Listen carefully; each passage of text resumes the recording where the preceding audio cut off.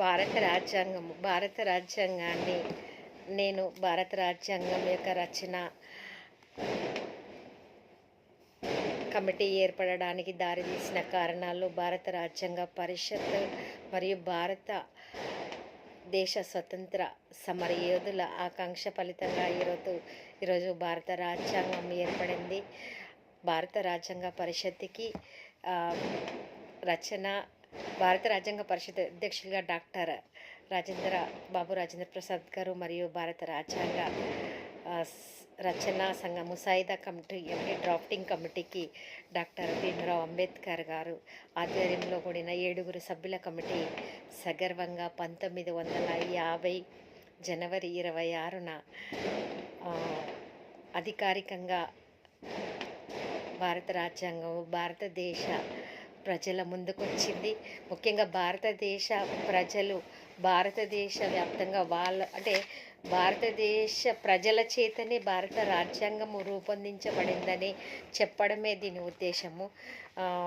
దీనికందరికీ భారతదేశ ప్రజలందరికీ ఈ శుభాకాంక్షలు తెలియజేస్తూ ఈ మాత్రము భారత రాజ్యాంగాన్ని ప్రజల్లోకి తీసుకెళ్ళగలిగే అవకాశాన్ని ఆ సమయమే నాకు ఇచ్చినందుకు నేను ఎంతో సంతోషిస్తూ, ముఖ్యంగా భారత రాజ్యాంగ పట్టణమైన భారత ప్రజలమైన మేము భారతదేశాన్ని సర్వసత్తాక సామ్యవాద లౌకిక ప్రజాస్వామ్య గణతంత్ర రాజ్యంగా నిర్మించుకోవడానికి పౌరులందరికీ సాంఘిక ఆర్థిక రాజకీయ న్యాయాన్ని ఆలోచన భావ ప్రకటన విశ్వాసం ధర్మం ఆరాధనలలో స్వతంత్రాన్ని అంతస్తుల్లోనూ అవకాశాల్లోనూ సమానత్వాన్ని చేకూర్చడానికి వారందరిలో వ్యక్తి గౌరవాన్ని జాతీయ సమైక్యతను సంరక్షిస్తూ సౌభ్రాతృత్వాన్ని పెంపొందించడానికి మన రాజ్యాంగ పరిషత్తులో 1949 నవంబర్ 26న